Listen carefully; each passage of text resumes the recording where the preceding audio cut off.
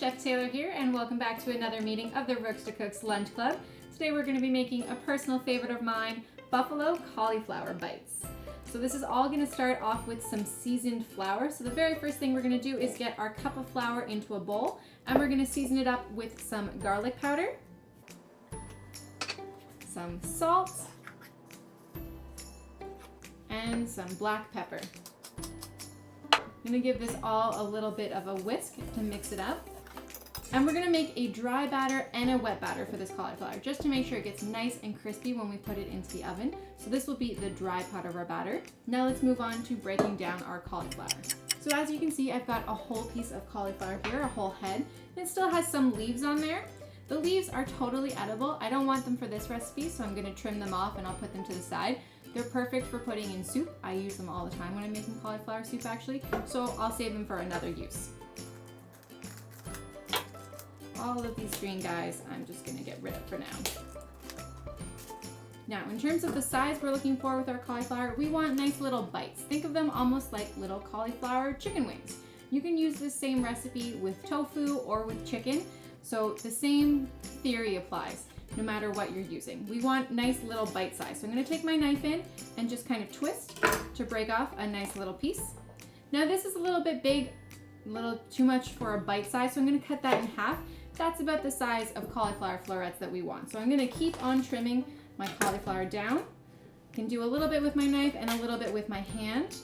Any leaves that are still hanging on there, I'll just get rid of them, save them for something else. And as I'm doing this, I want to keep in mind the size that I want them to be in the end.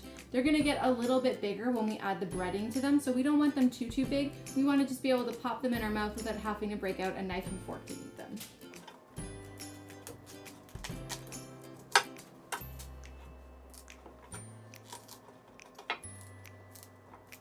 All right, so my cauliflower is just about broken up, and now we are getting ready to dredge it. So, like I said, there's going to be a two-step batter for this cauliflower. We're going to start with our dry batter, and then we're going to make a wet batter afterwards. We do this just to make sure that the breading is going to stick to our cauliflower. My cauliflower just came out of the fridge, so it's got a little bit of moisture on it. So dusting it with the flour just helps dry that up, and then when I go to put the wet batter on, it'll help it stick. So in my big bowl of seasoned flour, I'm going to toss my cauliflower around, and I want to make sure it's all nicely dusted. So what I'm doing is just getting into all those little nooks and crannies of the cauliflower, and I want to dust them all up before I make my wet batter. So I'm going to keep tossing, and as I get them covered in flour, I'm going to put them into my bowl here. And I have to say, while I'm doing this, I'm also making sure that my oven is preheating. This cauliflower is going to get roasted in the oven. So I'm preheating my oven to 450 degrees so that I can get these nice and crispy crunchy after they're done being breaded. Giving everything a good toss. All right, I'm just about done. So to turn this dry flour into a wet batter, we've got to add some kind of liquid to it. Now it's pretty flexible what kind of liquid you want to add. Generally, I use milk. Today I'm going to be using coconut milk, but you could also use water if you want. Anything you can to make this into a slurry. You kind of want the texture of like a pancake batter that's going to really stick to our cauliflower. That breading helps make our cauliflower crispy, but it's also going to absorb our super tasty sauce when we get there. All right, let's get these out of the way. So my bowl of flour is all ready to go. I'm just going to do a quick tidy up of my cutting board here so that there's nothing in my way. So to this, I'm going to add my coconut milk, and I'm going to whisk it. So pouring in my coconut milk, make sure I get every last little bit out of there, and I'm going to whisk it together. This is the same flour I just seasoned with the garlic powder, the salt, and the pepper, and it's going to get nice and thick. It's okay if it's a little bit lumpy. Looks pretty much like pancake batter, except we've got some extra garlic powder in there.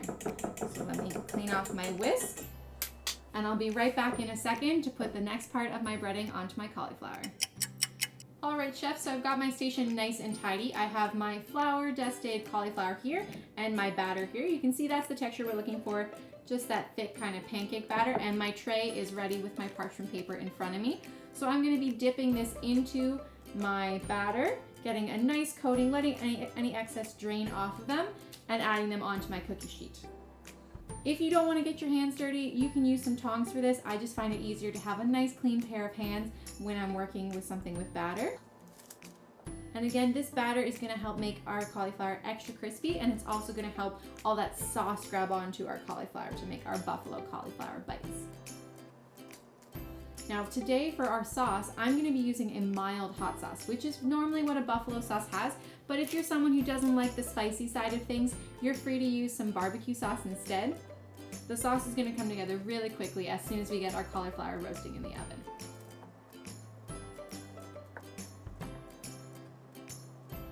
Now as I'm going, notice how I don't want to crowd my cauliflower too much because I really want to make sure that I have the most exposed surface of my cauliflower so that it can get nice and crispy in the oven. If you put them too close together, they're going to produce some steam and you'll lose out on some of that crispiness. I'm about halfway through all of my cauliflower here. This is going to make enough servings that I can share these with friends, or you can share them with your family if you're cooking along at home for your lunch. The flour dusting that I put on this cauliflower is really helping that wet batter to stick.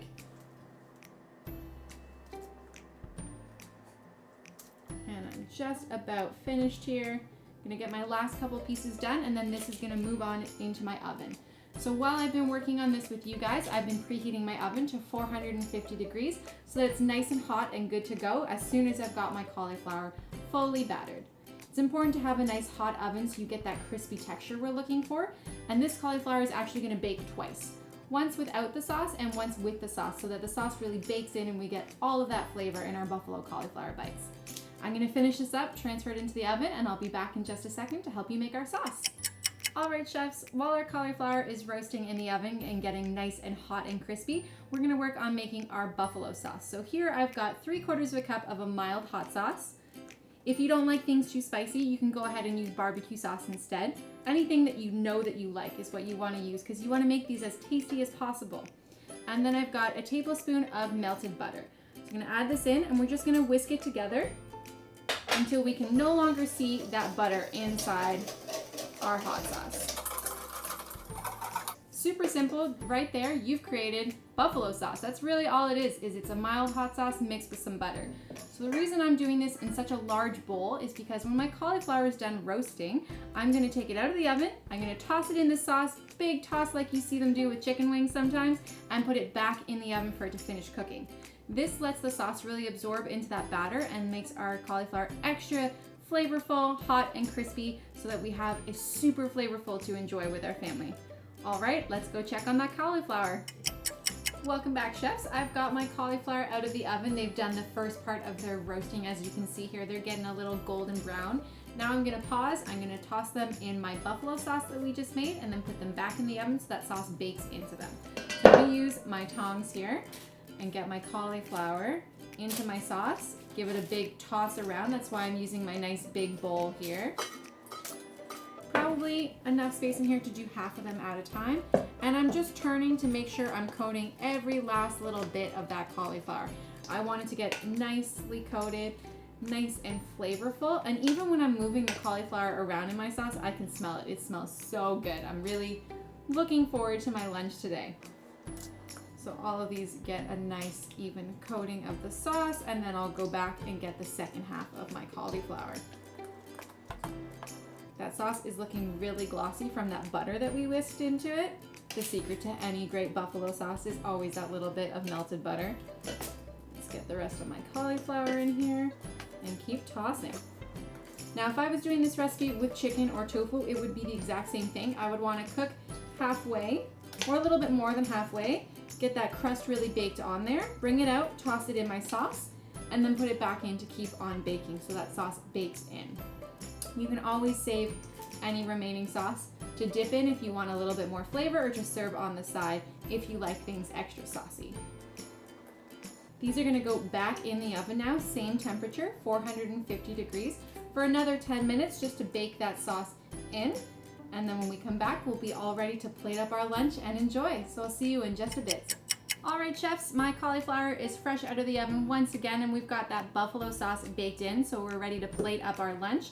So I'm gonna move a few pieces here over onto my plate. These are great to make up part of a lunch alongside a salad or some potato. I've got some fresh carrots and celery here, just as if I was having some buffalo chicken wings for lunch. These buffalo cauliflower bites are also great inside a taco, so if you've got some tortillas laying around, that's a great way to use these up and add some extra sauce, maybe a few other veggies and textures in, and enjoy these buffalo cauliflower bites. Thank you so much for joining me again for another session of the Rooks to Cooks Lunch Club, and I hope you can come join and cook with me again really soon. Thanks, chefs!